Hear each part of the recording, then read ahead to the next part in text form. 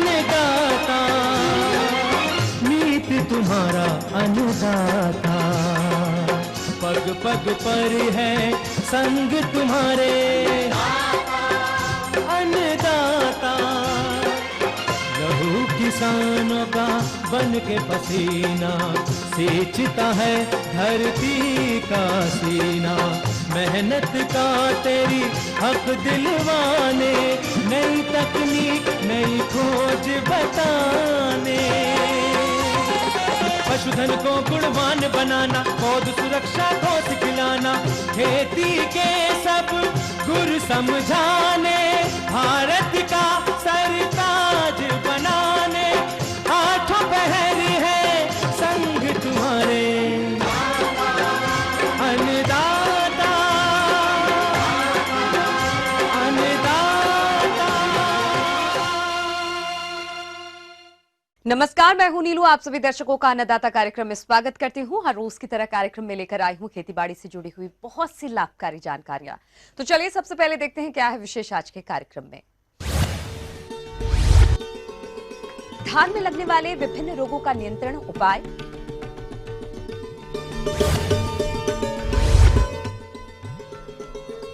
केले की सफल खेती पर एक किसान का अनुभव,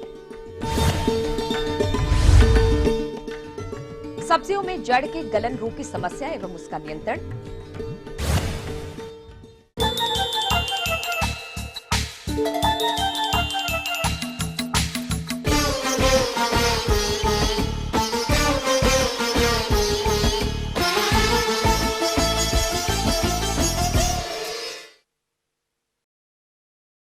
धान के समय से और देर से रोपी गई फसलें इस समय 20 से लेकर 40 दिन की अवस्था पर है। तो जैसा धान की फसल में कीट और रोगों का प्रकोप अन्य खाद्यान्न फसलों की तुलना में अधिक लगते हैं, जिनसे फसल को भारी क्षति होती है। इसी बात को ध्यान में रखते हुए आज हम चर्चा करेंगे फसल में लगने वाले रोगों की पहचान और नियंत्रण उपाय की, जिसके लिए आज हमने आमंत्रित किया है नरेंद्र देव कृषि विश्वविद्यालय कुमारगंज फैजाबाद के पौध सुरक्षा विशेषज्ञ डॉक्टर सत्यपाल सिंह को। जैसे हम शुरू में हम देखेंगे, जब हम ट्रांसप्लांटिंग करते हैं उसी समय पे एक बीमारी हमारी लगती है BLB, जिसको बोलते हैं बैक्टीरियल लीफ ब्लाइट। जब हम प्लांटिंग करते हैं, प्लांटिंग समय करते समय पर ही BLB का प्रकोप दिखाई देता है। यह रोग जीवाणु से होता है। पौधशाला अवस्था, कल्ले की अवस्था, बालियों में दुग्ध अवस्था, इन तीनों अवस्थाओं में रोग की वजह से पत्तियों के किनारे में पीले रंग का धब्बा बन जाता है और पत्तियां सिरे से नीचे की तरफ सूखने लगती हैं। यह लंबाई एवं चौड़ाई दोनों तरफ बढ़ते हैं। फलतः रोगी पौधे एवं रोगी पत्तियां सूख जाती हैं। यह रोग पर्ण, छद और तने में बढ़कर पूरे पौधे को सुखा देता है। दूसरी अवस्था म्लानी की है। इसमें पत्तियां लिपटकर तथा नीचे को मुड़कर पीली या भूरी हो जाती हैं।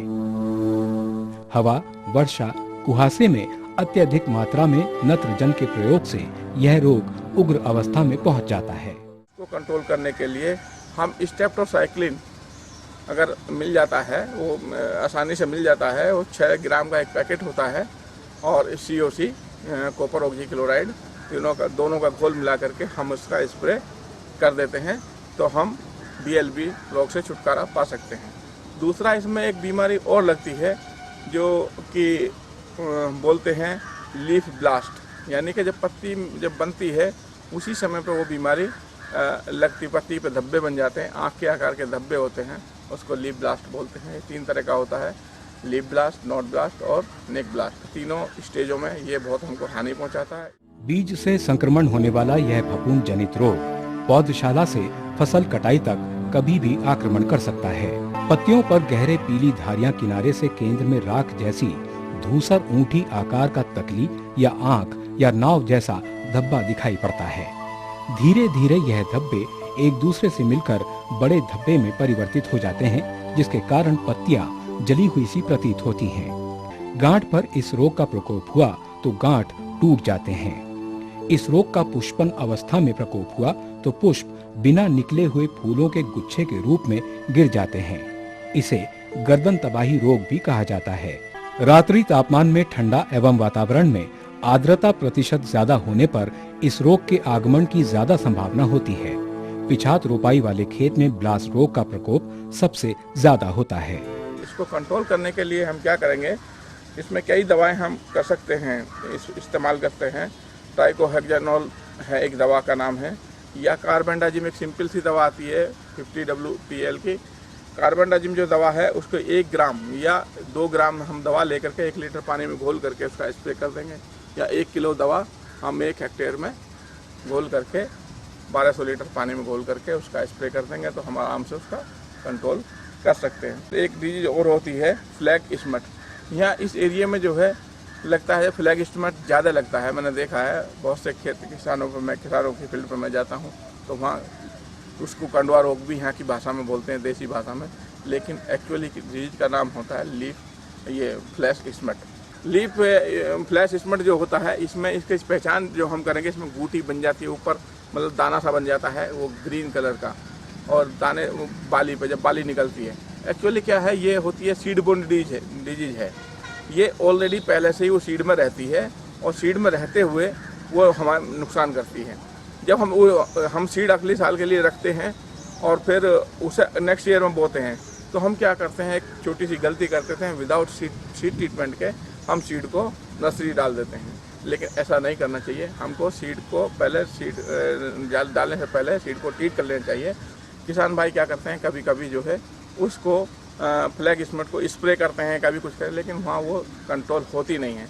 अगर उसको फ्लैग स्मट को अगर कंट्रोल करना है तो एक दवा आती है कॉपर ऑक्सी क्लोराइड। आप कॉपर ऑक्सी क्लोराइड आप ले लीजिएगा, उसका आप 3 ग्राम दवा 1 लीटर पानी के हिसाब में घोल करके आप स्प्रे कर दीजिएगा, तो कुछ हद तक उससे कंट्रोल हो जाता है, लेकिन पूर्णतः कंट्रोल उससे नहीं हो पाता है जितना कि सीड ट्रीटमेंट के थ्रू होता है।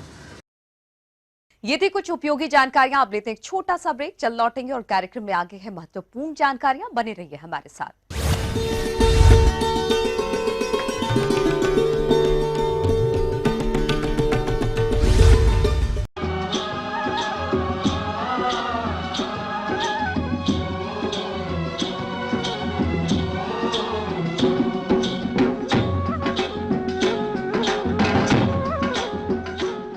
ब्रेक के बाद एक बार फिर से आप सभी दर्शकों का अन्नदाता कार्यक्रम में स्वागत है। बढ़ते हैं अगली प्रस्तुति की ओर।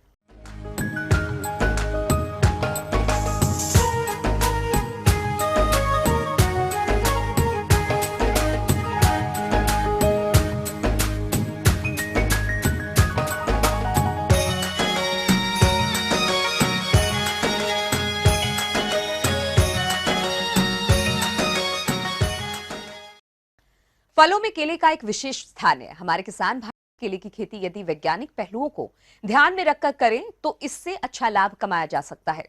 उत्तर प्रदेश के बाराबंकी जिले के ज्यादातर किसान भाई इस समय केले की खेती कर अच्छा लाभ कमा रहे हैं।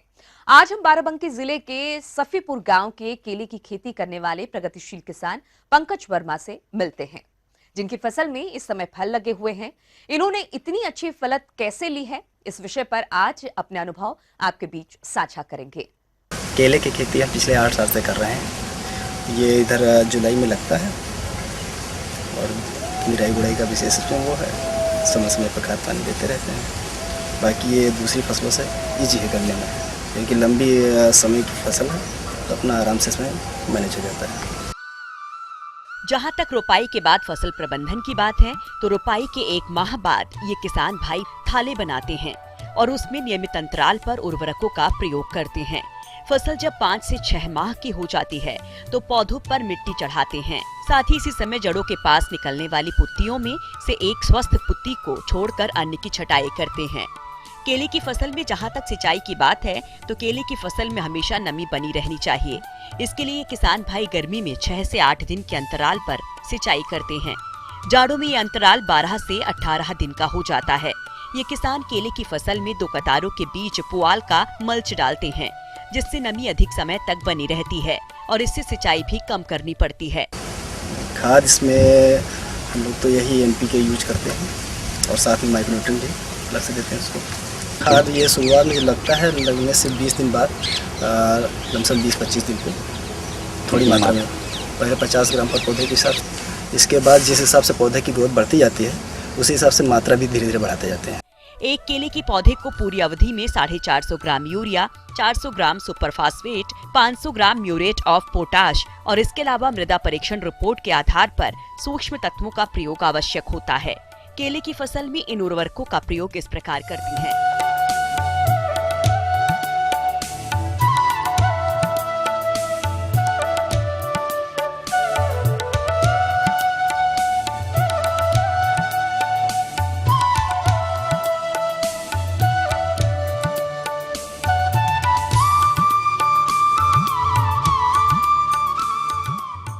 फिर उसके बाद फरवरी मार्च में फुल डोज में लमसम 100 से 150 ग्राम पर पौधा की दर से एक एकड़ का प्लाट है ये, और इसमें हमारा 1,20,000 रुपये कुल लागत आई है अभी तक।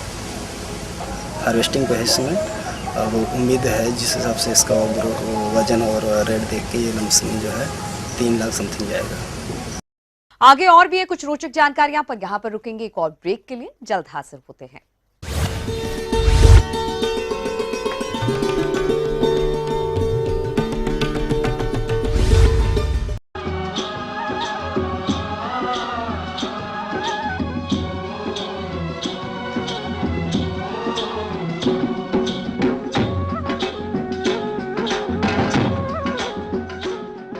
ब्रेक के बाद आप सभी दर्शकों का स्वागत है। चलिए अब रुक करते हैं अगली कड़ी की ओर।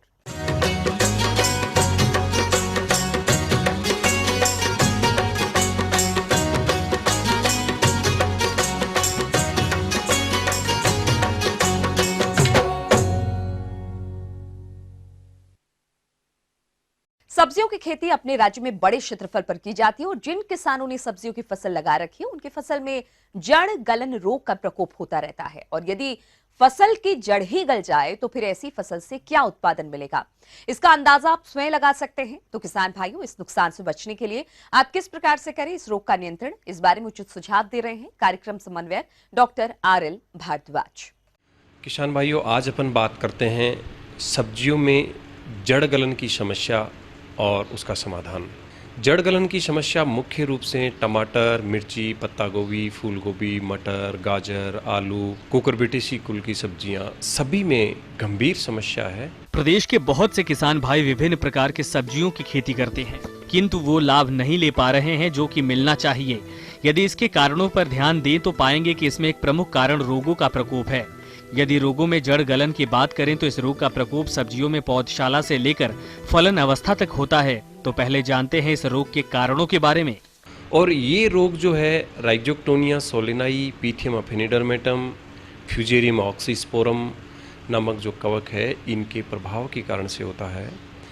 अधिकांशतः जो वर्षाकालीन सब्जियां हैं जो इस समय बोई जाती है, अगर उसमें खेत में पानी का भराव ज़्यादा हो जाता है या पिछले काफ़ी लंबे समय से उसमें सब्जियों की खेती होती आ रही है, तो ऐसे में ये जड़ गलन की समस्या जो है काफ़ी अधिक प्रभाव पड़ता है। और इसे पौधा जो है प्रारंभिक अवस्था से, नर्सरी अवस्था से लेकर के उत्पादन अवस्था में कभी भी जड़ और तना जहाँ पे मिलते हैं वहाँ से ये सड़ जाता है। और इससे होने वाला जो नुकसान है नर्सरी अवस्था में लगभग 60 से 95% तक नुकसान हो जाता है, और बाद की अवस्थाओं में भी इसका नुकसान जो है आर्थिक नुकसान पहुंचाने वाली स्थिति में पहुंच जाता है। जो जड़गलन की समस्या है उसको अपन मुख्य रूप से 3 भागों में बांटते हैं। जैसे पहला जो जड़गलन है वो नर्सरी अवस्था में होता है। नर्सरी अवस्था में जड़गलन का मुख्य कारण जो है कवक का प्रभाव है, साथ साथ में जल निकास का उचित नहीं होना, और पौधे लगाते समय या निराई गुड़ाई करते समय उसमें कहीं पे भी घाव बनने के कारण से संक्रमण हो जाता है और उससे पौधे की जो नाल है, पौधे का जो स्टेम है, वो धीरे धीरे सड़ने लगता है और कुछ ही समय बाद में पौधा जो है नीचे की तरफ गिर जाता है, मुरझा जाता है, और इससे काफ़ी पौधे प्रारंभिक अवस्था में ही नष्ट हो जाते हैं। इसके अलावा बहुत बार ये देखा गया है कि सब्जियों में पानी की मात्रा बहुत ज़्यादा होती है। उनके तने में काफ़ी मात्रा में पानी होने के कारण से थोड़ा सा कहीं पे भी कोई चोट लगने से हल्का घाव बन जाता है, और घाव होने के कारण से उसमें फफूंद जो है अंदर प्रवेश करके सड़न जो है वो पैदा कर देती है। किसान भाइयों, यदि आपकी फसल में जड़ गलन समस्या हो गई हो तो इसकी रोकथाम किस तरीके से करें, इस हेतु जानकारी के लिए मिलते हैं। जिन खेतों में बिना सड़ा गला खाद डालते हैं उन खेतों की भौतिक, रासायनिक और जैविक दशा खराब हो जाती है। परिणाम स्वरूप ऑक्सीजन की जो सप्लाई पौधों को मिलनी चाहिए या जो सरंध्रता जमीन में होनी चाहिए वो नहीं होने के कारण भी जड़ गलन की समस्या सब्जियों में देखी जाती है। इसके अलावा जिन मृदाओं में कार्बनिक पदार्थों की मात्रा कम पाई जाती है उनमें जो न्यूनतम तापमान के कारण से तापमान कम होना और अधिकतम तापमान के कारण से तापमान अधिक होना, तो मतलब एक बहुत बड़े रेंज में तापमान में परिवर्तन आता है, जिसके कारण से तने के ऊपर घाव बन जाते हैं और वहाँ से भी जड़ों के सड़न की समस्या उत्पन्न हो जाती है। तो इस प्रकार से काफ़ी सारे कारण हैं। इसमें केवल हम ये नहीं समझें कि केवल एक ही कारण से, मतलब सूक्ष्म जीवों के पौधों में एंट्री करने से पहले भी ऐसे बहुत सारे कारक हैं जो उनको बढ़ाते हैं। तो इन सब चीज़ों को ध्यान में रखते हुए अगर हम इनका नियंत्रण करें तो बहुत आसानी से इसको नियंत्रित किया जा सकता है। वरना ये इस प्रकार की एक समस्या है कि इसमें 90 से 100% तक भी पौधे जो है ख़त्म हो जाते हैं। तो इनको रोकने के लिए हमें सबसे पहले मृदा उपचार करना चाहिए, जिसे मृदा स्टेरिलाइजेशन भी कहते हैं। मृदा में पाए जाने वाले हानिकारक जीवों को नष्ट करने के लिए हमें फॉर्मलिन की 25 ml मात्रा 1 लीटर पानी में मिलाएं और उसी को जो नर्सरी क्षेत्र है उसको स्टेरिलाइज करें, उसको अच्छे से गीला कर दें और गीला करने के बाद में उसमें काली पॉलीथीन से उसको बिल्कुल कवर करके 15 दिन के लिए उसको बिल्कुल ढक दें या 1 सप्ताह तक भी ढक करके रख सकते हैं, जिससे फॉर्मल्डिहाइड जो गैस निकलती है उससे जो हानिकारक सूक्ष्म जीव है वो नष्ट हो जाएंगे। किसान भाइयों, आपकी सब्जी वर्गीय फसल में यदि जड़ गलन रोग की समस्या निरंतर आती रहती है तो इसका पूर्ण रूप से नियंत्रण कैसे करें, इसकी जानकारी के लिए मिलते हैं। दूसरा होता है कि जिन क्षेत्रों में ये समस्या बहुत ज़्यादा है वहाँ पे ग्रीष्म काल में बार बार जुताई करें, जो हानिकारक हैं वो नष्ट हो जाएंगे। इसके साथ साथ में हमें जल निकास की संपूर्ण व्यवस्था रखनी चाहिए। उठी हुई क्यारियाँ 15 से 20 सेंटीमीटर उठी हुई क्यारियाँ बना दें और सिंचाई का जो तरीका है वो नाली में या फिर जो है स्प्रिंकलर सिस्टम, छोटा माइक्रो स्प्रिंकलर सिस्टम का उपयोग करें या फिर बूंदार सिंचाई पद्धति का उपयोग करें। इसके अलावा किसान भाइयों, हम कवकनाशी दवा का प्रयोग करके भी इस समस्या से निजात पा सकते हैं। सब्जियों की बुआई से पूर्व 4 किलोग्राम ट्राइकोडर्मा को 100 किलोग्राम गोबर की अच्छी सड़ी हुई खाद में मिला दीजिए और 15 दिन तक उसको नमी युक्त छायादार स्थान पर रखिए। उसके बाद में उसको बराबर मात्रा में 1 हेक्टेयर क्षेत्र में फैला दें सुबह या शाम के समय और उसके बाद जुताई कर दीजिए।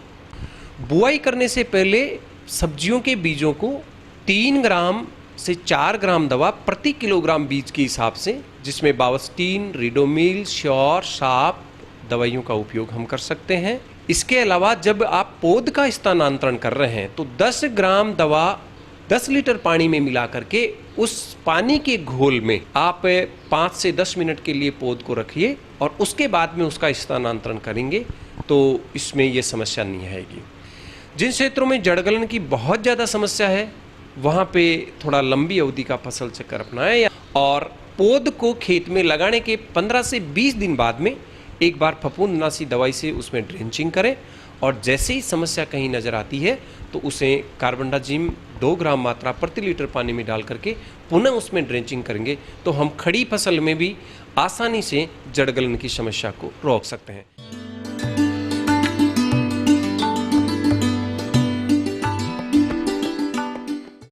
अन्नदाता हेल्पलाइन निशुल्क फोन संपर्क सेवा के माध्यम से आपके द्वारा पूछे गए कृषि से जुड़े प्रश्नों में से 1 या 2 महत्वपूर्ण प्रश्न को हम अपने कार्यक्रम में शामिल करते हैं और इसी के तहत आज का चयनित प्रश्न और उसका जवाब इस प्रकार है। निःशुल्क अन्नदाता हेल्पलाइन में आज हमने जिस प्रश्न को शामिल किया है उसे पूछा है कुसुम्भी उन्नाव के चंदन यादव ने। आपने मौन बक्सों में लगने वाले शत्रु कीटों के नियंत्रण पर जानकारी चाहिए है, तो इसके लिए देखिए कार्यक्रम का यह अंश। जैसा कि इस समय बरसात का सीजन है, मधुमक्खियों के लिए ये सीजन सबसे ज़्यादा कष्टकारी होता है। इसी समय मौन पालकों को सबसे अधिक देखरेख की आवश्यकता पड़ती है। हमारे जो किसान भाई मौन पालन व्यवसाय अपनाए हैं वो मौन बक्सों का इस बरसात में विशेष ध्यान रखें, क्योंकि इस समय फूलों की कमी रहती है जिसके कारण मधुमक्खियों के लिए आहार उपलब्ध नहीं हो पाता। साथ ही इस समय कई प्रकार के शत्रु कीट भी मधुमक्खियों को नुकसान पहुंचाने लगते हैं। इसीलिए इन सभी समस्याओं के समाधान के लिए क्या करना है, आइए जानते हैं। इस समय मधुमक्खियों में कई प्रकार की बीमारियां और भोजन का अभाव और बाहरी शत्रुओं का आक्रमण भी सबसे अधिक देखा जाता है। तो ऐसी स्थिति में ही मधुमक्खियों की देखरेख सबसे अधिक करने की आवश्यकता होती है। सबसे मुख्य आवश्यकता यह है कि मौन वंशों में समय समय पर साफ सफाई की विशेष व्यवस्था करें। उसके साथ साथ जहाँ पर बर्रे या मौमी पतंगे आदि का प्रकोप अगर दिखाई दे रहा है तो उसकी भी साफ सफाई समय पर करें। इसके अलावा जो भी यानी कि मॉन्चर अगर उपलब्ध हैं उन्हीं के अनुसार, जैसे कि साज वगैरह में इस समय बरसात में थोड़ा नेक्टर मिलता है, उसमें भी मधुमक्खियों को रखा जा सकता है। अगर जहाँ इस प्रकार की व्यवस्था नहीं है तो वहाँ पर आप कृत्रिम भोजन के द्वारा मधुमक्खियों को हमेशा सुदृढ़ बनाए रखें। इसके लिए ये आवश्यक है कि मौन वंश के अंदर पर्याप्त मात्रा में कृत्रिम भोजन होना आवश्यक है। अगर मधुमक्खियों के पास आवश्यक मात्रा में भोजन नहीं होगा तो ऐसी स्थिति में मधुमक्खियों की संख्या निरंतर घटती चली जाएगी और धीरे धीरे ये स्थिति इतनी भयानक हो जाती है कि धीरे धीरे मौन वंश समाप्ति की ओर आ जाते हैं। तो ऐसी स्थिति में ये जरूरी है कि मौन वंशों को समय समय पर उसका जब भी मौसम साफ हो तो उसका साफ सफाई का ध्यान रखें और उसमें अगर अतिरिक्त छत्ते हैं तो उन छत्तों को हटा करके अलग कर दें और उनको सुरक्षित स्थानों पर, जैसे कि पॉलिथीन की थैली के अंदर लपेट करके ऐसे सूखे वाले स्थानों पर उसको रख देना चाहिए। अगर ऐसे स्थानों पर अगर मौन वंशों के अंदर अगर छत्ते पड़े रहेंगे तो इसमें मोमी पतंगे का प्रकोप बहुत तेजी से होता है और जिससे मौन वंश धीरे धीरे, पहले तो खाली छत्तों में मौमी पतंगा आता है और उसके बाद धीरे धीरे उसमें अंडा देने के बाद पूरा मौन वंश के अंदर ये पतंगे का प्रकोप शुरू हो जाता है। तो इससे यह है कि समय पर इनकी साफ सफाई का विशेष ध्यान रखें। उसके अंदर किसी भी दशा में खाली छत्ते फ्रेम में न रखें। मौन गृह के अंदर उतने ही फ्रेम रखें जितने को मधुमक्खियाँ पूरी तरह से कवर करें, यानी ढके हुए हों। इसके अलावा जैसे कि साफ सफाई का है, इस समय बरसात अधिक होने के कारण जिस भी क्षेत्र में मधुमक्खियां रखी रहती है तो वहाँ पर नमी का प्रकोप बहुत ज़्यादा होता है और नमी के अगर मौन गृह के अंदर अगर नमी रहती है तो ऐसे उसमें मौन वंशों में कई प्रकार की बीमारियां आने का भी खतरा रहता है, जैसे कि फॉल ब्रूड है। फॉल ब्रूड का प्रकोप भी इस समय मधुमक्खियों के अंदर खासतौर पर एपिसेरेना इंडिका और भारतीय मौन में ये देखा जाता है। इसमें इसकी जो मुख्य पहचान है कि सेल खुले हुए दिखाई देते हैं और उसमें यह है कि अगर उसमें इस प्रकार का प्रकोप दिखाई दे रहा है तो उन छत्तों को का उपचार करने के लिए उसमें मौन वंशों में टेरामाइसिन नामक दवा का 250 से 400 मिलीग्राम प्रति 5 लीटर चीनी के शरबत के साथ दिया जाना चाहिए और ये यानी कि मौन वंशों की आवश्यकता के अनुसार, यानी कि जैसी उनकी आवश्यकता है उसके अनुसार दिया जाना चाहिए। जिन क्षेत्रों में फूलों की उपलब्धता कम है या बिल्कुल नहीं है, ऐसे में मौन पालक भाई अपने मौनों को कृत्रिम आहार दें। तो कृत्रिम आहार कैसे तैयार करना है और मौनों को देना कैसे है, आइए जानते हैं। तो बाहर यानी कि वर्षा के कारण नेक्टर और पराग पूरी तरह से धुल जाता है, तो इसकी पूर्ति के लिए इस समय उनको कृत्रिम भोजन के रूप में चीनी का शरबत दिया जाता है कि जिसमें भी चीनी का शरबत बनाया जा रहा है उसको उबाल करके पानी को अवश्य उबाल लें, क्योंकि इस समय बरसात होने के कारण पानी में कई प्रकार के जीवाणु रहते हैं जिसके कारण पानी गंदा रहता है और जिससे मधुमक्खियों में बीमारी फैलने की ज़्यादा संभावनाएं रहती है। तो इसलिए यह है कि मौन वंशों को यानी कि पानी को उबाल करके उसमें की चीनी को लकड़ी की सहायता से धीरे धीरे उसको घोलते रहें और उससे जब यह पूरी तरह से घुल जाता है उसके बाद इसको ढक करके कोई सुरक्षित स्थान पर रख देना चाहिए। जब पूरी तरह से ये ठंडी हो जाए तो उसके बाद कृत्रिम भोजन को शाम के समय मौन वंशों के अंदर देना चाहिए और मौन वंशों को देते समय भी इस बात का ध्यान रखना चाहिए कि किसी भी दशा में कृत्रिम भोजन मौन गृह के आसपास बाहर न गिरे और इससे अगर कृत्रिम भोजन अगर बाहर गिरेगा तो इससे चींटियां उसके अंदर, चींटियों को ये अंदर घुसने का मौका मिल जाएगा और जिससे अंदर अगर मधुमक्खियों के अंदर चींटियां और अन्य दूसरे मौन वंश से भी उसके अंदर आ करके उसमें नुकसान पहुंचा सकते हैं। तो इसलिए कृत्रिम भोजन देते समय विशेष सावधानी रखें और इस बात का ध्यान रखें कि उसको कम से कम हफ्ते में 500 ग्राम प्रति मौन वंशी की दर से चीनी का शरबत दिया जाना चाहिए।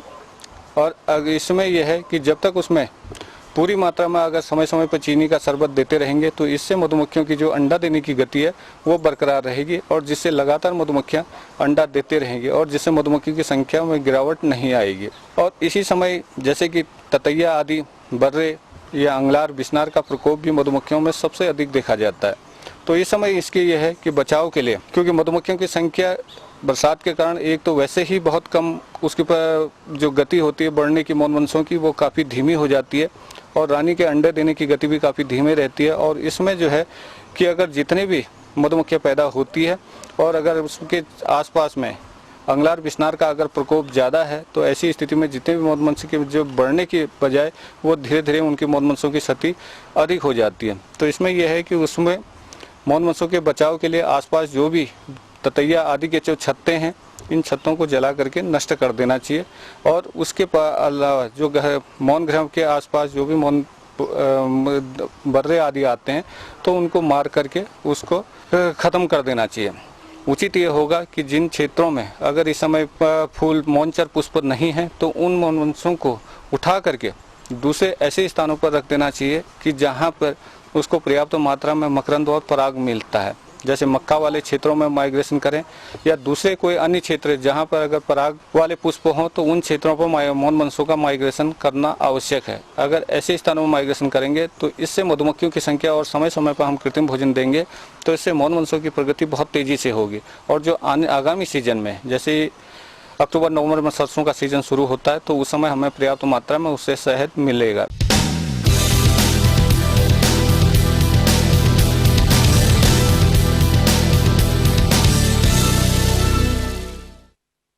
राज्य के विभिन्न मंडियों में कृषि उत्पादों के चढ़ते उतरते बाजार भाव की संक्षिप्त जानकारी इस प्रकार है।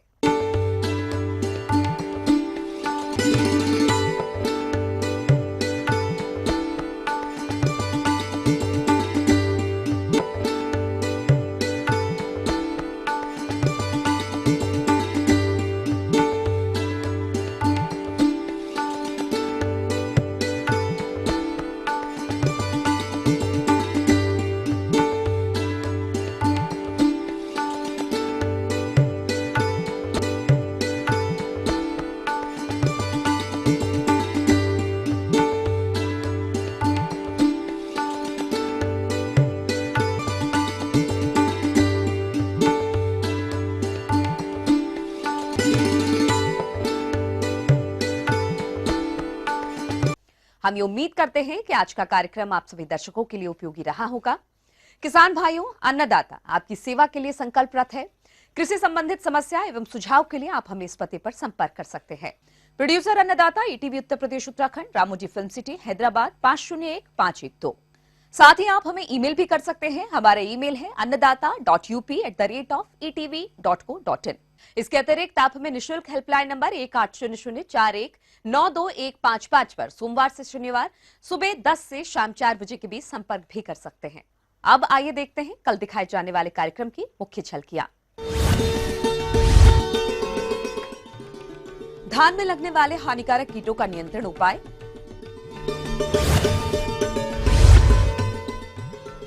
पपीते का अधिक उपज वाली प्रजातियां और नर्सरी तैयारी विधि। फिलहाल अन्नदाता की पूरी टीम को इजाजत दीजिए। कल फिर इसी समय आपसे मुलाकात होगी कृषि संबंधित कुछ और महत्वपूर्ण जानकारियों के साथ। तब तक के लिए नमस्कार।